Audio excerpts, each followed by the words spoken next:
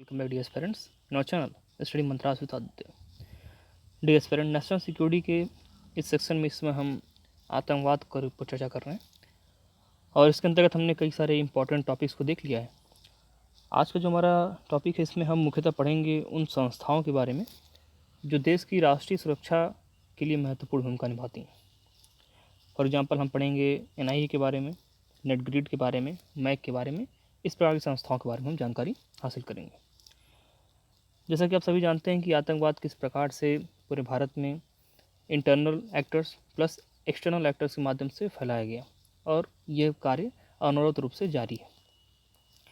इसमें एक बड़ा नाम है ISI, जिसके बारे में सभी जानते हैं। इसे इंटर सर्विस इंटेलिजेंस के नाम से जाना जाता है, जो कि पाकिस्तान की एक खुफिया एजेंसी है और इसका जो मुख्य कार्य है वो भारत में शांति को कहीं ना कहीं डिस्टर्ब करके रखना है और साथ ही साथ ये हमेशा ये प्रयास करता है कि हर तरीके से भारत को कमज़ोर किया जाए।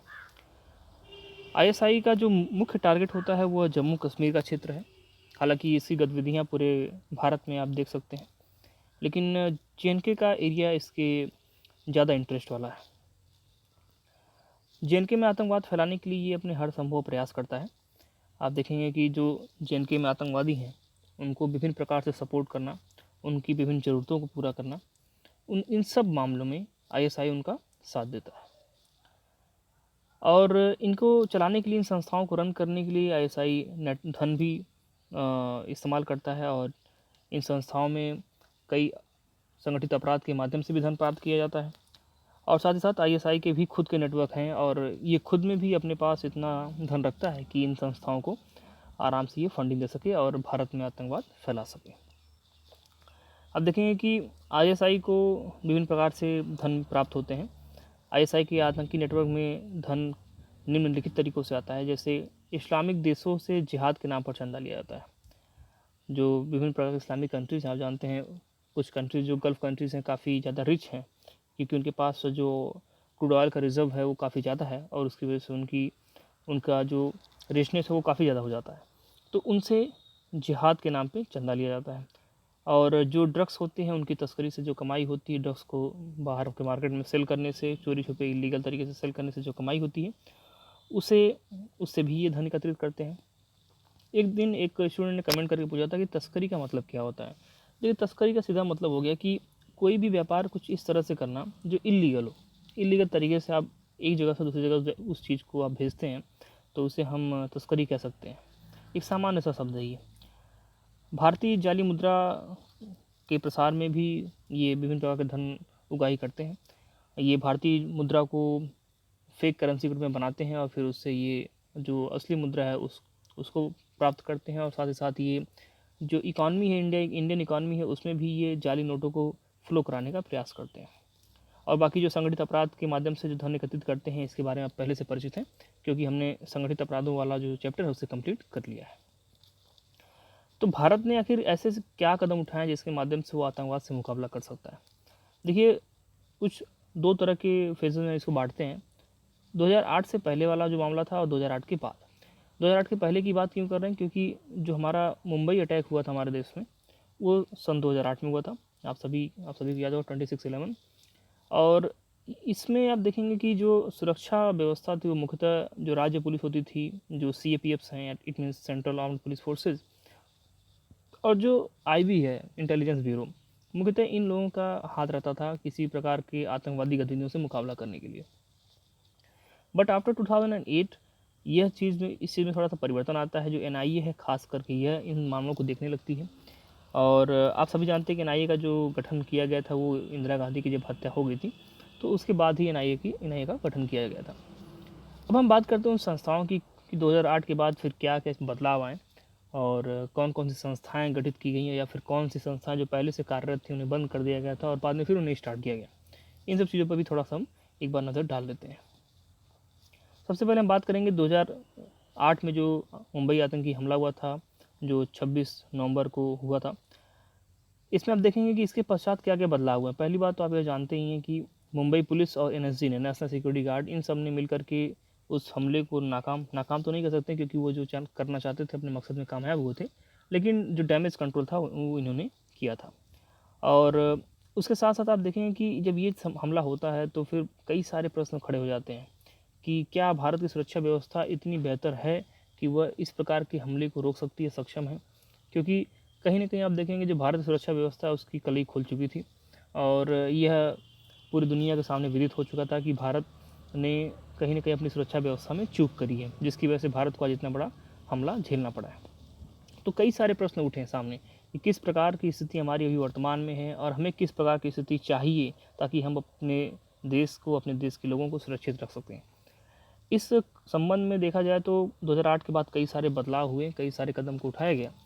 फॉर एग्जांपल जो गवर्नमेंट ऑफ इंडिया है उसने एनआईए, नेटग्रिड, एनसीटीसी के सृजन तथा मैक के पुनर्गठन की घोषणा की और विधि सम्मत कई सारे कदम और भी उठाए और कई सारे प्रिकॉशनरी मेजर्स लिए गए, जिसके माध्यम से यह इंश्योर करने का प्रयास किया गया कि आगे आने वाले भविष्य में ऐसे किसी भी प्रकार के हमलों को न होने दिया जाए, या फिर हमला प्लान जब हो उसी स्तर पर उसको जान लिया जाए कि हमला किस प्रकार से कहाँ से प्लान हो रहा है और उसको वहीं पर रोक दिया जाए। तो जो अहम जो चीज़ है वो है एनआईए के बारे में। देखिए एनआईए के बारे में आप सभी आए दिन सुनते होंगे, नेशनल इन्वेस्टिगेशन एजेंसी, राष्ट्रीय अन्वेषण अभिकरण। ये एक संघीय एजेंसी, एक फेडरल एजेंसी है। इट मीन्स कि इसका जो कार्य क्षेत्र है वो कहीं ना कहीं सेंटर के माध्यम से डिमार्केट किया जाता है और यह कार्य क्षेत्र इसका पूरा देश है, पूरे देश में ये कार्य कर सकते हैं। और इसका जो मोटिव है, जो ऑब्जेक्टिव है वो यह है कि यह एक स्टैंडर्ड ऑर्गेनाइजेशन बने। एक जो इन्वेस्टिगेशन एजेंसी होती है, एक इंटरनेशनल स्टैंडर्ड का ये एक इन्वेस्टिगेशन एजेंसी बने, ये इसका एक टारगेट है। इट मीन्स कि जिस प्रकार से अगर देखा जाए यूएस में जिस प्रकार से एफबीआई जैसी एजेंसियां या फिर सीआईए जैसी एजेंसियां कार्य करती हैं, उसी प्रकार से भारत में एनआईए जैसी एजेंसी क्या करे, कार्य करे, बिल्कुल स्टैंडर्ड जो उसका हो वो इंटरनेशनल लेवल का हो। इस प्रकार का इसका ये उद्देश्य है। एनआईए का जो मुख्य कार्य है वो कि देश की एकता और संप्रभुता है, देश की सॉवरेनिटी को और देश की यूनिटी को अगर कोई खतरा पहुंचाता है, कोई खतरा पहुंचाने वाला कोई हमला ऐसा होता है तो उसको टैकल करने की जिम्मेदारी किसकी होगी? एनआईए की होगी। कोई बम विस्फोट होता है, किसी जहाज़ का अपहरण कर लिया जाता है, चाहे वो पानी की जहाज़ हो, चाहे वो हवाई जहाज़ हो, या फिर किसी परमाणु संस्था पर हमला किया जाता है, या किसी भी प्रकार का संगठित अपराध हैं जो कि देश की एकता एवं प्रभुसत्ता को क्या करते हैं, खतरा पहुँचाते हैं, जो सोसाइटी में हारमोनी से बिगाड़ते हैं, इन सब प्रकार के सभी अपराधों के लिए जो जांच, जो इत्यादि जो विभिन्न प्रकार के जो कार्य हैं उनको करने का जिम्मेदारी जो है वो एनआईए को दिया गया है। तो आप समझ सकते हैं कि एनआईए को एक तरह से हर वो क्राइम, हर वो स्थिति से निपटने के लिए सुसज्जित किया गया है जिससे देश की सुरक्षा व्यवस्था को खतरा हो सकता है। अब बात करते हैं हम नेट ग्रिड की बात। देखिए नेट ग्रिड्स, इसके शब्द से ही क्लियर होता है कि ये किसी एक प्रकार का जाल है, ग्रिड है, एक नेट है, नेट ग्रिड है। और इसका जो फुल फॉर्म है वो नेशनल इंटेलिजेंस ग्रिड है। तो इंटेलिजेंस सूचना की बात हो गई, ओके। तो राष्ट्रीय आसूचना ग्रिड, तो ये बहुत ही इम्पॉर्टेंट एक समझ सकते हैं कि एक इंस्टीट्यूशन है। और एक जो कहा जाता है कि अगर आपके पास इंफॉर्मेशन है तो आप आधा युद्ध अपने आप ही जीत जाते हैं।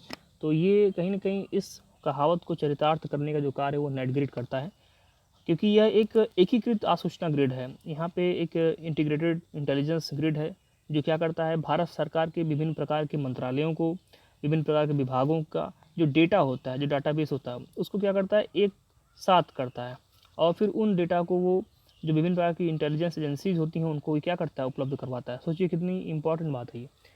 आपके पास सारे ही इन्फॉर्मेशन होंगे, मिनिस्ट्रीज से संबंधित सारे इन्फॉर्मेशन होंगे, आपके विभिन्न प्रकार के डिपार्टमेंट से संबंधित, और वो सारी इन्फॉर्मेशन जो हमारी सुरक्षा एजेंसियाँ उनके पास वो क्या होंगी, स्टोर्ड होंगी। और ये जो डाटा है लगभग 15 एजेंसियों के पास शेयर किया जाएगा, जैसे रॉ हो गया, research and analysis wing, IB हो गया, इंटेलिजेंस ब्यूरो, सीबीआई हो गया, आप सभी जानते हैं, तो सेंट्रल ब्यूरो ऑफ इन्वेस्टिगेशन। और फिर सीबीडीटी की बात करते हैं, central board for direct taxes, ED, enforcement directorate, वित्तीय आसूचना इकाई, राज्य आसूचना निदेशालय, केंद्रीय उत्पाद शुल्क, सीमा शुल्क बोर्ड, केंद्रीय उत्पाद आसूचना निदेशालय।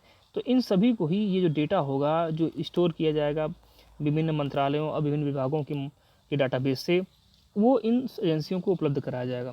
इससे क्या फ़ायदा होगा कि जब भी भविष्य में किसी प्रकार कोई अपराधी अपराध करता है तो उसका रिकॉर्ड कहीं पर भी अगर होगा तो उसके माध्यम से उसके बारे में जानकारी हासिल की जा सकेगी और त्वरित कार्रवाई की जा सकेगी। तो ये बहुत ही एक इम्पॉर्टेंट कदम है और इससे जो सुरक्षा व्यवस्था है उसमें काफ़ी ज़्यादा मजबूती आएगी। इसी प्रकार की हम बात करें, एक और एजेंसी है जिसका नाम है मल्टी एजेंसी सेंटर, मैक इसे हम कहते हैं शॉर्ट में। इसका पुनर्गठन किया जाता है। इसकी स्थापना 2002 में हुई थी और आप देखेंगे कि इसका जो मुख्य कार्य है वो दैनिक आधार पर जो विभिन्न प्रकार की सूचनाएं होती हैं, आतंकवाद विरोधी सूचनाएं होती हैं, उनको ये विभिन्न प्रकार की सुरक्षा एजेंसियों को क्या करते हैं, ये देते हैं, साझा करते हैं उनसे। तो ये 24 घंटे कार्य करते हैं और ये आतंकवाद विरोधी सूचना के संबंध में एक राष्ट्रीय मेमोरी बैंक के रूप में कार्य करते हैं कि जो भी टेररिस्ट रिलेटेड जो भी इन्फॉर्मेशन हो सकते हैं, उन सारे इन्फॉर्मेशन को ये गैदर करके रखते हैं और उसको विभिन्न एजेंसियों के माध्यम से डेली बेसिस पे शेयर करते हैं। तो इससे अलग अलग जो इन्फॉर्मेशन होते हैं, जो अलग अलग प्लेटफॉर्म्स होते हैं, उनको एक प्लेटफॉर्म पर उपलब्ध कराया जाता है और उससे जो विभिन्न प्रकार की आतंकवादी गतिविधियाँ होती हैं या किसी आतंकवादी के बारे में जो भी जानना होता है, वो सब चीज़ें हमें एक ही पॉइंट पे मिल जाती हैं। तो इससे जो इन्वेस्टिगेशन इत्यादि होती है वो आसान हो जाती है। एनएसजी के बारे में सभी जानते हैं, नेशनल सिक्योरिटी गार्ड। और जो मुंबई हमला होता है उसके बाद इसके 4 और केंद्रों को खोला जाता है, मुंबई, कोलकाता, चेन्नई, हैदराबाद। इससे पहले सिर्फ और सिर्फ मानेसर में था। आप जानते हैं कि जब मुंबई अटैक हुआ था तो किस प्रकार से वहाँ से आकर के मुंबई में ऑपरेशंस करने में कितना उनको टाइम लग गया था। तो इस वजह से ये रियलाइज़ किया गया कि जो एनएसजी है इसके और भी सेंटर्स देश के जो बड़े बड़े शहर हैं वहाँ पे इस्टेब्लिश किए जाएँ। तो इसलिए यहाँ पे मुंबई हमले के बाद 4 और जगह इनके सेंटर्स को स्थापित किया गया। अब बात कर लेते हैं जो तट सुरक्षा, जिसके माध्यम से जो 2008 के मुंबई आतंकवादी थे वो सभी एंट्री किए थे। आप जानते हैं कुबेर नामक जहाज़ से उन्होंने हमारे तटीय क्षेत्रों को भेजा था। तो तट की सुरक्षा करना एक बहुत ही बड़ा अहम पहलू हो जाता है यहाँ पर, और वो बहुत ही इम्पोर्टेंट हो जाता है क्योंकि हम तट के माध्यम से ही हम मात खाए थे और उसकी सुरक्षा तो एक सबसे टॉप मोस्ट प्रियोरिटी होती है।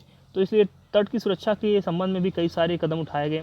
जैसे तटरक्षक जो दल था उनको तटीय सीमा की सुरक्षा की जिम्मेदारी दी गई कि आप जो है कोस्टल एरिया जो है, कोस्टल हमारा जो बाउंड्री है उसे आप क्या करेंगे, सिक्योर करेंगे। और बाकी जो नौसेना की जिम्मेदारी पहले जैसी समुद्री सीमा को सुरक्षित करने की वो उसको सौंपी दी गई।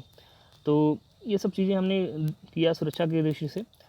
और साथ ही साथ जो भी जलपोत, जो भी वहाँ पे वेसल्स थे, चाहे वो किसी सरकार के थे, चाहे वो किसी सरकार के ना हो, क्या चाहे वो प्राइवेट हो, चाहे वो गवर्नमेंट हो, उन सब को जो है रजिस्ट्रेशन की प्रक्रिया से गुजरने के लिए कहा गया और रजिस्ट्रेशन की प्रक्रिया सरल बनाया गया। और ये प्रयास किया गया कि ये जो रजिस्ट्रेशन की प्रक्रिया है वो कारगर साबित हो। इट मीन्स कि उससे सभी जहाज़ों को हम क्या कर सकें, ट्रैक कर सकें। तो इन सब चीज़ों पर बहुत ज़्यादा ध्यान दिया गया। साथ ही जो तटीय क्षेत्र में जो रहने वाले जो लोग थे उनको पहचान पत्र इशू किया गया ताकि उनका जो पहचान है वो अगर कहीं भी दिखते हैं, अगर किसी भी प्रकार की संदिग्ध स्थिति में मिलते हैं तो उस पहचान पत्र से उनका जो है आइडेंटिफिकेशन किया जा सके और उनको सुरक्षित वापस लाया जा सके। तो इन सब प्रकार के स्टेप्स को भी वहाँ पे उठाया गया। तो आप देख रहे हैं कि कई प्रकार के स्टेप्स उठाए जाते हैं 2008 आतंकी जो हमला होता है उसके बाद। और देश की सुरक्षा में कई सारी एजेंसियाँ हैं जो उस समय उनकी उसके बाद इस्टेब्लिश की गई थी, काफ़ी अच्छा कार्य कर रही हैं। और ऐसे किसी भी बड़े आतंकी हमले को टाला गया हो ऐसी बात तो नहीं कही जा सकती है, लेकिन फिर भी कई सारे आतंकी हमलों को टालने में ये लोग सक्षम रहे हैं, जो कि एक बहुत बड़ी उपलब्धि है। तो डियर पेरेंट, ये रहा हमारा आज का वीडियो। आई होप कि वीडियो आपको पसंद आया हो। इसके बाद मिलते हैं अपने अगले वीडियो में, तब तक के लिए नमस्कार।